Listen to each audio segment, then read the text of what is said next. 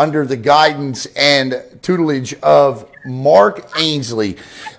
Unbelievably, Coach Mark Ainsleigh enters his 8th season at Heritage, which makes him the longest tenured head football coach in Brevard County. It's amazing. There's a look, and the stats and the numbers and all that will pop up on the screen. Want to give a quick shout out to the rest of the coaching staff and Brodie Lubelski, the defensive coordinator, Tim Baker, assistant head coach, offensive line, Bill Palmer, the wide receivers, Mike Benson, DBs, Eddie Kinsel, the defensive end, Scott Raymond, running backs and JVOC, Brian Oesterle, DBs and JV linebackers, Josh Hungerford, the DBs and JV DC, Dan Holmes, the running backs, and Willie Harris, the D-line. And there you see on your screen right there, first of all, 2 key players lost from that team last year, Ramir Davis and Joshua Rodriguez. They have returning coming up. They've got, now last year Heritage was a unique team in that they had just, by my calculation, we'll get the highlights up there, TAYSHAWN Benson, Nakari McIntyre, Luke Ainsley, KEEVON McCullough, TAYSHAWN Townsend, Cameron Pollard Martin, Connor Robinson, Raymond Brown. All of these players this year are going to be unbelievable. I mean, this is a football team. Now, I saw one, I don't even know what to call them, had Heritage ranked 2. Now, we're not going to get into rankings yet because transfers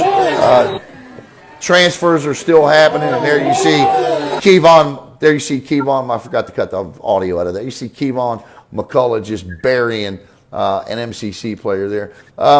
But you still have transfers taking place, and so the rosters aren't really set until camp opens August the 2nd. So that's when you'll get our rankings. But I've seen Heritage ranked as high as number 2. Look, I think that this team's biggest strength this year, and this is according to the coaching staff, is going to be their linebackers, their D-line, offensive line.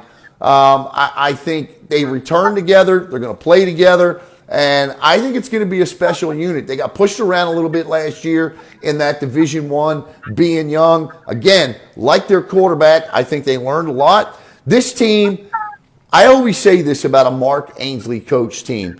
There are 2 things that you can expect with a Mark Ainsleigh coach team. First is physicality. They're going to punch you right in the mouth.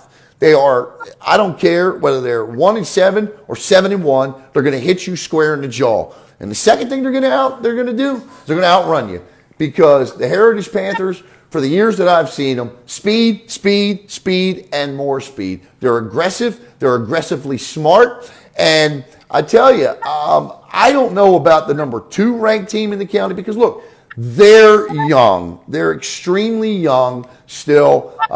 They got a ton of sophomores and juniors starting this season.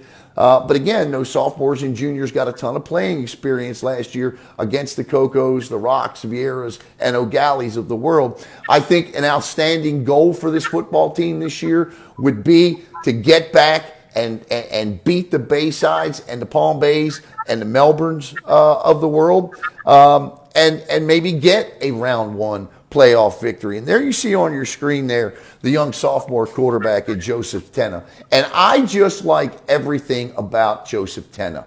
And I'm here to tell you, Joseph Tenna would probably start on every other high school football team in this county save for 2.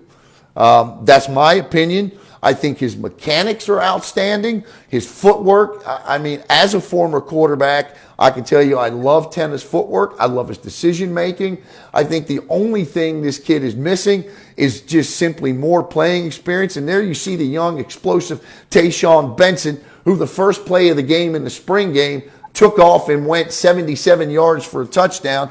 This young man can absolutely do it all. He can run for long touchdowns. He can intercept the ball. I'm high on the Heritage Panthers this year. Not number 2 ranked high in the county, but I'm high on them, and we're going to look at their schedule coming up and try to see if we can figure out a win-loss total for them.